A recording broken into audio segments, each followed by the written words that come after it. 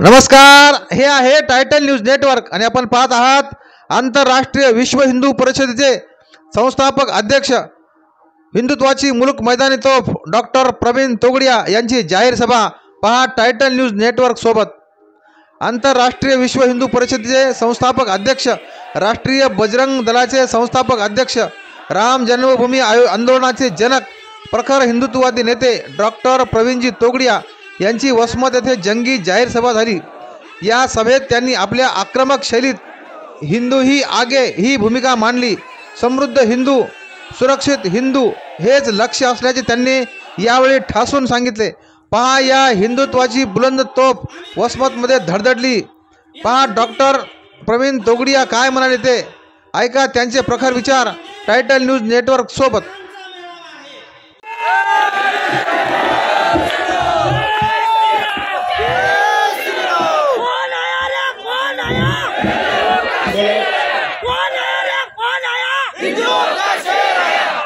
बोलो छत्रपति शिवाजी महाराज की, छत्रपति संभाजी महाराज की, महाराणा प्रताप की, गुरु गोविंद सिंह जी की, हर हर महादेव। आज के कार्यक्रम में उपस्थित पूजनीय स्वामी जी, अंतर्राष्ट्रीय हिंदू परिषद के यह प्रांत के अध्यक्ष जगन्नाथ जी यादव, हमारे अंतर्राष्ट्रीय हिंदू परिषद के प्रांत के मंत्री सुरेश मौर्य जी, राष्ट्रीय बजरंग दल के प्रांत के मंत्री राजू अबाले जी, विजय जी, बालो जी, चंद्रकांत जी, संदीप पवार जी, दुर्गादास जी, यहाँ पर उपस्थित हिंदू हेल्पलाइन के राष्ट्रीय मंत्री हेमंत त्रिवेदी, महाराष्ट्र गोवा के अंतर्राष्ट्रीय हिंदू परिषद के महामंत्री किशोर जी, राष्ट्रीय बजरंग दल के इस प्रांत के अध्यक्ष सुभाष जी, अंतर्राष्ट्रीय हिंदू परिषद के इस प्रांत के मंत्री प्रकाश जी और यहाँ उपस्थित मेरे हिंदू साथियों, अनंत कोटि ब्रह्मांड के नायक पर ब्रह्म ने जब सृष्टि बनाई तब सृष्टि चलाने के लिए अपने सहस्त्र ज्योतिर्मय शरीर में से ज्योतियां निकाली और यह ज्योति को पंचमहाभूत का शरीर मिला। हमने कहा कि आपका नाम सुरेश मौर्य है, राजू अम्बाले है। अर्थात भगवान ने जब सृष्टि बनाई तब सृष्टि चलाने के लिए अपने सहस्त्र ज्योतिर्मय शरीर से जो स्त्री पुरुष पैदा किए थे वह हमारे पुरखे थे। भगवान ने उनको मानव कल्याण, विश्व कल्याण के लिए धर्म दिया। धर्म के आधार पर हमारे पुरखे सप्तखंड धरातल में छा गए और सृष्टि बनी तब से लेकर महाभारत काल तक अमेरिका भी हिंदू था, यूरोप भी हिंदू था, अरबस्तान भी हिंदू था। सप्तखंड धरातल हमारी तलवार की धारों के नीचे था। यदि सृष्टि बनी तब से लेकर महाभारत के काल तक दुनिया भर में हिंदू था, आज क्यों नहीं है? क्या हुआ उनका? मेरे भाइयों, कोटि कोटि करोड़ों लोगों की कत्ल हुई। क्या गुनाह था उनका? उनका कोई गुनाह नहीं था। कत्ल क्यों कर दी गई? क्योंकि लड़ने वालों ने, जिन्होंने उमेश कोल्हे को आग मारा, कन्हैया को मारा, जिन्होंने छत्रपति संभाजी महाराज का बलिदान लिया, उन्होंने कहा कि तुम तुम्हारे बाप बदल दो। बोलो, हम कोई भी अपना बाप बदलेंगे क्या? नहीं बदलेंगे।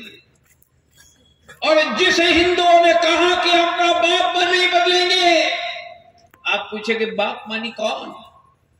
हमारे पुरखों को भगवान ने पैदा किया था। बोलो, सभी जातियों में जन्मे हिंदुओं के बाप भगवान है या नहीं?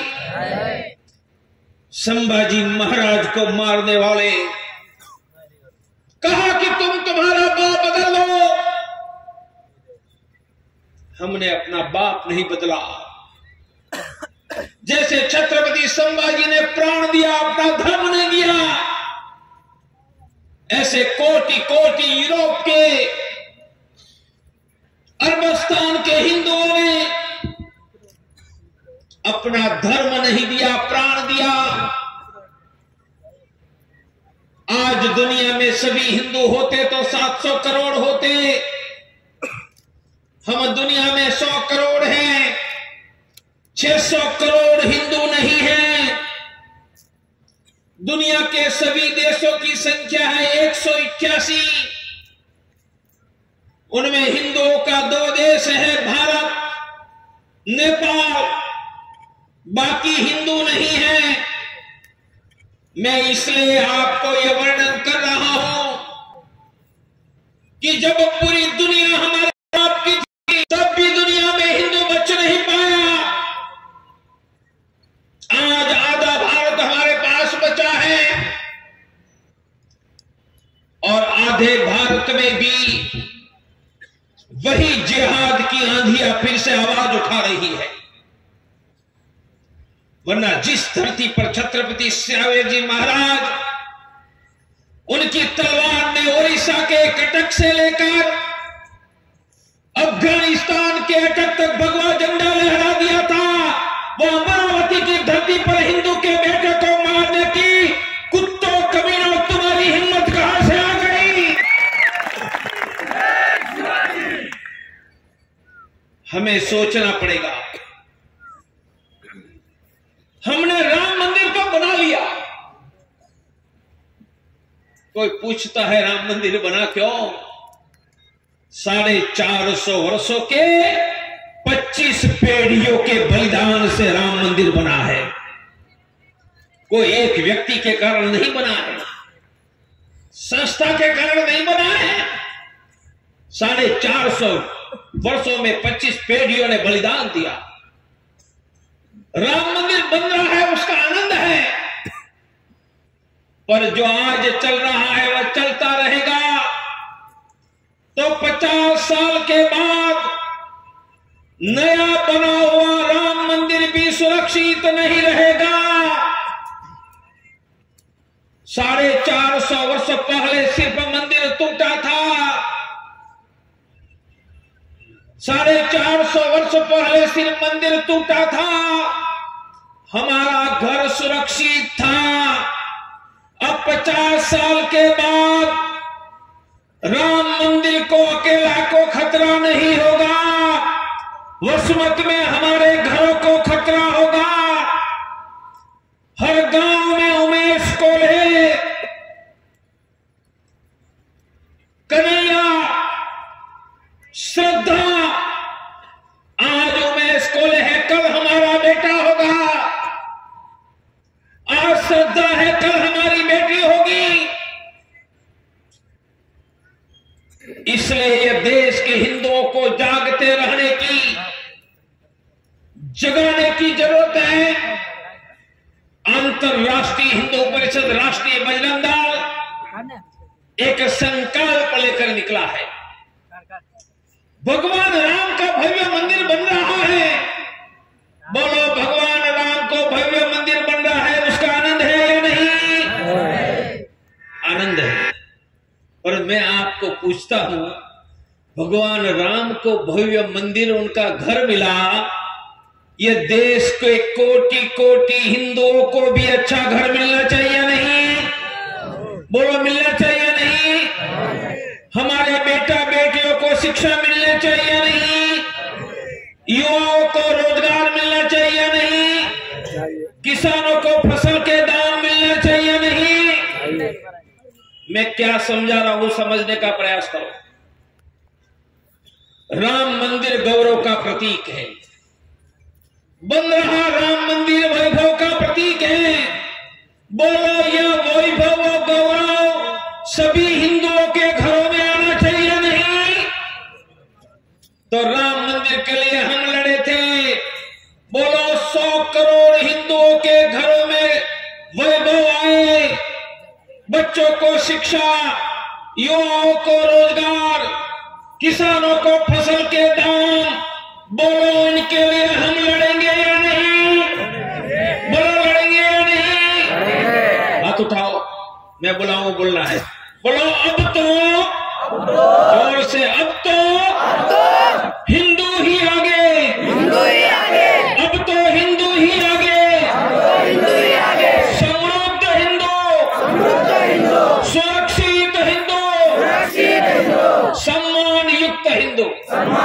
हाथ नीचे।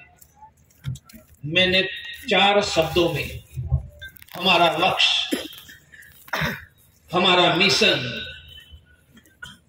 हमारा विजन समझा दिया।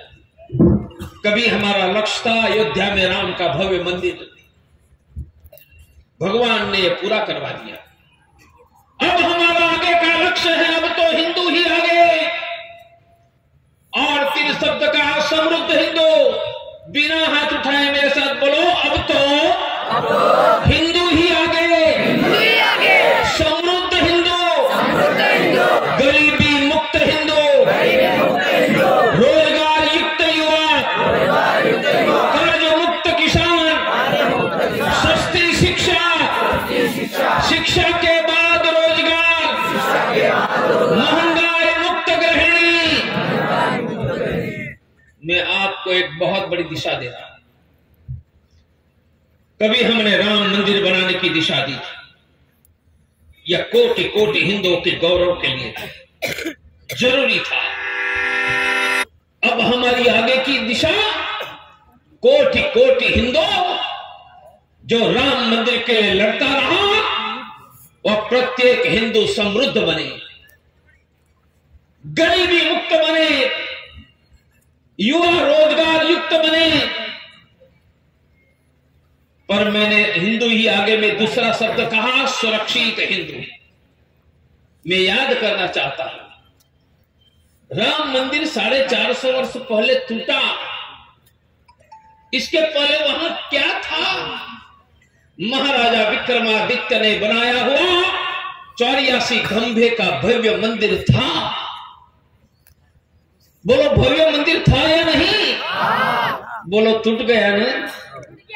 हम फिर से समृद्धि प्राप्त करेंगे तो फिर से कोई औरंगजेब की औलाद या महाराष्ट्र की धरती पर आकर फिर से अत्याचार नहीं करेगी क्या? इसलिए हमने कहा अब तो हिंदू ही आगे, समृद्ध हिंदू, सुरक्षित हिंदू। और सुरक्षित हिंदू का सीधा अर्थ है, अब यह धरती पर कोई औरंगजेब की औलाद को सर उठाने नहीं देंगे।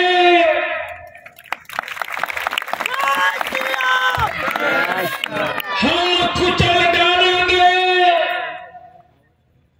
सर से तन जुदा करने वालों, तुम्हारी औकात याद करो,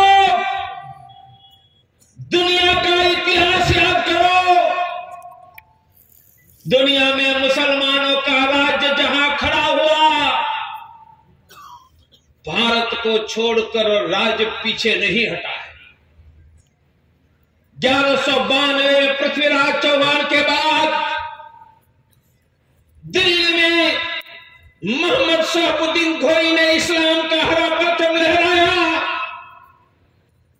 1192 से लेकर औरंगजेब की कब्र यही महाराष्ट्र में 1707, 550 वर्ष तक हिंदुस्तान के चप्पे चप्पे तक हमारे सर पर तुम्हारी तलवार मंडरा रही।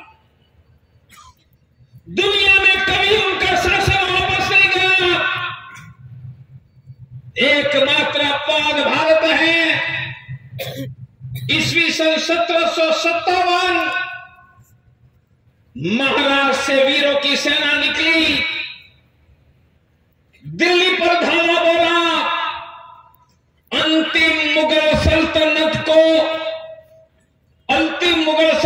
के सुल्तान मुगल बादशाह को हराया, रस्सी से बांधकर गुलाम बनाया। जिस सिंहासन पर बैठकर मुगलों ने छत्रपति संभाजी पर अत्याचार किया था, यह तख्त को हाथ में हथौड़ा लेकर मिट्टी में मिला दिया। हमने मुगल सल्तनत को दफना दिया। ये छोटी बात नहीं है मेरे भाइयों। दुनिया का एक देश ऐसा नहीं है उनका शासन आया और हटा। हमने सिर्फ हटा नहीं दिया, मुगल सल्तनत को जमीन में दफना दिया। मेरे भाइयों बताओ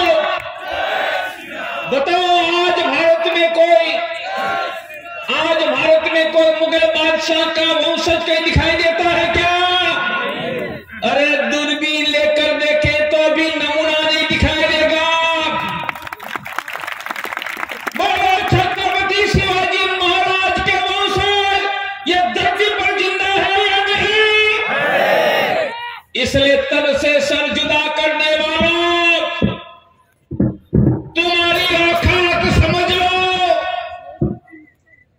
हम वही है जिन्होंने ओडिशा का कटक से लेकर अफगानिस्तान पर भंगा झंडा लहराकर मुगल सल्तनत को जमीन में दफना दिया था। और वह वीरों के वंशज भारत की धरती पर हम जिंदा है। छत्रपति शिवाजी महाराज की जय। तो आप पूछेंगे इतने वीरों जिंदा है तो मुगलों का शासन आया क्यों था? मेरे भाइयों, हिंदू वीर है। जब उनको शक्तिशाली सूरवीर शिवाजी का नेतृत्व मिला तब हम अटक से कटक तक भगवा झंडा लहरा पाए। नेतृत्व की जरूरत थी और जब नेतृत्व नहीं था हम गुलाम हुए। इसलिए धरती पर हम 100 करोड़ वीरों के वंशज जिंदा है। और हम क्या करने जा रहे हैं? लाखों गांव में राष्ट्रीय बजरंग दल के छत्रपति शिवाजी महाराज के योद्धा खड़ा करने जा रहे हैं। तब एक शिवाजी महाराज थे, अब हम शिवाजी महाराज के लाखों बेटे हर हर महादेव के नाम पर हिंदुस्तान में खड़े हो जाएंगे। और यह करोड़ों के छत्रपति शिवाजी महाराज के बेटे को जगाना, यह अभियान का नाम वीर हिंदू, विजेता हिंदू। मैंने कहा हमारा लक्ष्य हिंदू ही आगे, हमें समृद्धि चाहिए, गरीबी नहीं चाहिए। हेलो, परंतु समृद्धि छीनने वाली बोल की कोई औरंगजेब की औलाद को भाग की काल भारत में कोई भी हिंदू भूखा नहीं सोएगा। हर महीने हम गरीब हिंदू को अनाज देंगे, एक मुट्ठी अनाज। अब सुनना है, मैं हिंदुओं के गौरव की बात किसी भाषण नहीं, दिल का संकल्प है। मुगलों की तलवार के सामने जिन्होंने घुटने नहीं टेके, मुगलों की तलवार के सामने जिन्होंने घुटने नहीं टेक कर अपना धर्म नहीं छोड़ा, वही आज अलग अलग जातियों में जन्मे हुए हिंदुओं के वंशज है। और जिनके पुरखों ने मुगलों की तलवार के सामने घुटने नहीं टेके, वह सभी जातियों के हिंदू हमारे दिल के टुकड़े हैं और उनका गौरव भारत में खड़ा करना यह हमारा लक्ष्य है। गौरव मानी क्या? कोई भूखा नहीं सोएगा। हमने 1 लाख घरों में थैली बांटी। खाना बनाने पहले 1 मुट्ठी अनाज डालो, महीने में किलो 1.5 किलो, महीने में 1 बार इकट्ठा करके हर महीने गरीब हिंदुओं को देते हैं। इस वर्ष हम भारत में 1 करोड़ घरों में थैली बांटकर 1 करोड़ घरों से अनाज मांगकर भारत में कोई गरीब हिंदू को भूखे नहीं सोने देंगे। हिंदुओं का गौरव मानिए। मुगलों की तलवार के सामने जिनके पुरखों ने घुटने नहीं टेककर हिंदू रहना पसंद किया, वह मेरा कोई भाई भूखा नहीं सोएगा। मेरे साथ बोलो, भारत में कोई भी गरीब हिंदू बिना डॉक्टर नहीं रहेगा। गरीब हिंदू को मुफ्त में प्राइवेट का डॉक्टर। ये दूसरी बात भी ध्यान से सुनो, मैंने स्वयं बड़ी मात्रा में बड़े बड़े डॉक्टर को मिला। आज भी मैं 2 डॉक्टर को मिला हूं परभणी में। वो डॉक्टर को मिलकर क्या कह रहा हूं, मैं एक ही बात कहता हूं कि मैं डॉक्टर करता, ऑपरेशन करता, मैं कैंसर का सर्जन हूं, तो हर रोज 25-30 लाख रुपया कमा लेता। मैंने हिंदुओं की सेवा करने के लिए हर रोज के 25-30 लाख रुपया कमाना बंद किया। तो एक डॉक्टर को कहता हूं, आप मुझे वचन दोगे कि हर रोज एक गरीब हिंदू मरीज का मुफ्त में इलाज करो। मैंने कहा आज भी 2 डॉक्टर को मिला। मेरे पास कितने डॉक्टर है आपको पता है? 10,000 से ज्यादा डॉक्टर है। मानिए हर रोज 10,000 मरीजों का मुफ्त में इलाज, हर रोज का एक दिन का, मानिए वर्ष में करोड़ों गरीबों का मुफ्त में इलाज। उनको कहते हैं हिंदुओं का गौरव। मुगलों की तलवार के सामने जिनके पुरखों ने घुटने नहीं टेके, वो मेरा कोई गरीब हिंदू बिना डॉक्टर नहीं रहेगा। धीरे धीरे ये योजना आगे बढ़ाकर 1 लाख से ज्यादा डॉक्टरों को योजना में जोड़ेंगे। भारत में कोई गरीब बिना पैसा डॉक्टर के बिना नहीं रहेगा। संगठन डॉक्टरों का मैंने बनाया है, मैं ही उनका अध्यक्ष हूं। उनका नाम इंडिया हेल्पलाइन है। तीसरी बात की है कि देश में लाखों लोगों जेल में हैं। जेल में क्यों हैं? वकील को देने के पैसे नहीं हैं। हमने पूरे देश में ऐलान किया है, कोई भी हिंदू कहेगा उनका रिश्तेदार जेल में है और एडवोकेट के पैसे नहीं हैं, हम मुफ्त में उनको एडवोकेट देकर, मुफ्त में जमानत देकर घर पर वापस भेजेंगे। इनको कहते हैं हिंदुओं का गौरव। इनके लिए एडवोकेटों का संगठन का नाम हिंदू एडवोकेट फोरम है। और चौथा काम, आप यहां से कहीं पर भी चले जाओ, संभाजी नगर, परभणी, मुंबई, दिल्ली, काशी, हैदराबाद, आपको मदद की जरूरत पड़ेगी। आपको चिंता करने की जरूरत ही नहीं है। क्यों? हमारे तो 100 करोड़ भाई हैं। बोलो, जिनके 100 करोड़ भाई हैं उनको चिंता करने की जरूरत है क्या? नहीं। तो डॉक्टर प्रवीण तोगड़िया का 100 करोड़ हिंदुओं का वादा है। आप भारत में कहीं पर भी चले जाओ, मदद की जरूरत होगी, आवाज देना। जहां से आवाज देंगे वहां से आपका हिंदू भाई आपको मदद करने के लिए आ जाएगा। उनका नाम है हिंदू हेल्पलाइन। मदद कैसे मांगेंगे? फोन करेंगे। आप पूछेंगे फोन नंबर कहां? मैं अभी लिखवाने वाला। मैंने सिर्फ 4 बातें की है। हमारा लक्ष्य है हिंदू ही आगे।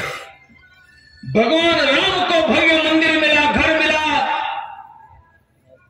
भगवान राम का गौरव। हमें 100 करोड़ हिंदुओं का गौरव, समृद्ध हिंदू, गरीबी मुक्त हिंदू।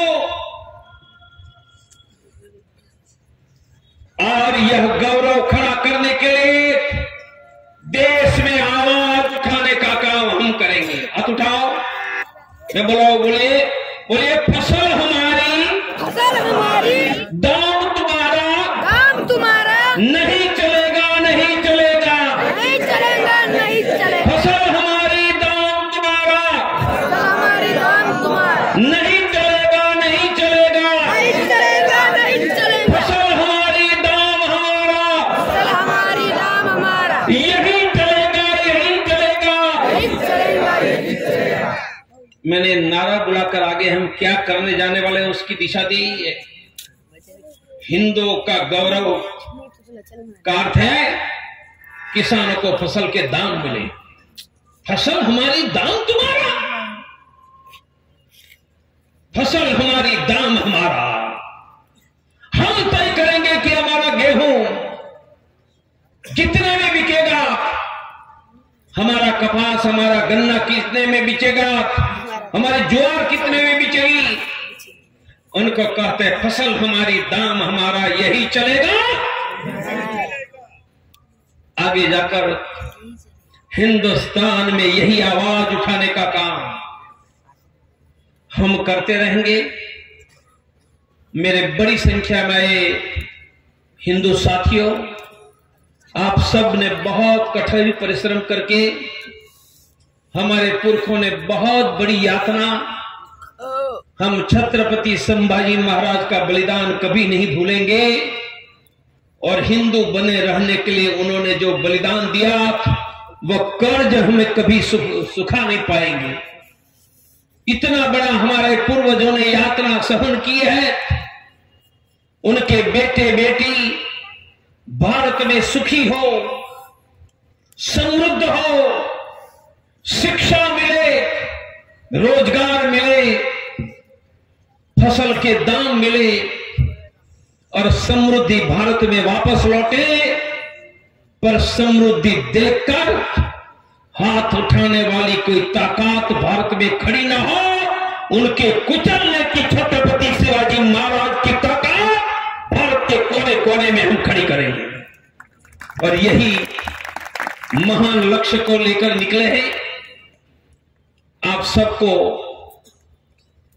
5 बातें करनी है, मेरे साथ बोलो। अब तो हिंदू ही आगे ले जाने के लिए मैं हर रोज 5 लोगों को हिंदुत्व के लिए फोन करूंगा। सप्ताह में 7 लोगों को घर जाकर हिंदुत्व के लिए मिलूंगा। सप्ताह में एक बार लोगों को इकट्ठा करके हनुमान चालीसा करूंगा। लोगों को घरों में थैली बांटकर एक मुट्ठी अन्न एकत्रित करके गरीबों को दूंगा।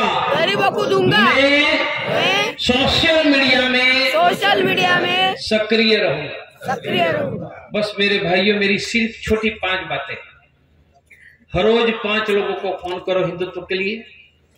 सप्ताह में 7 लोगों को घर जाकर मिलो। रहते वहां अगल बगल के 5-25 लोग को एकत्रित करके मंगल या शनिवार हनुमान चालीसा करो। यही घरों में थैली बांटकर हर रोज एक मुट्ठी अनाज डालकर महीने में एकत्रित करके 2-5 गरीबों को बांटो। बोलो, ये सब हो सकता है या नहीं? बस मैं चाहता हूं कि देश के लाखों गांवों में हर सप्ताह हनुमान चालीसा चले, करोड़ों घरों से एक मुट्ठी अनाज एकत्रित हो। ये 2 कामों करने से समृद्ध हिंदू की ओर जाएंगे। और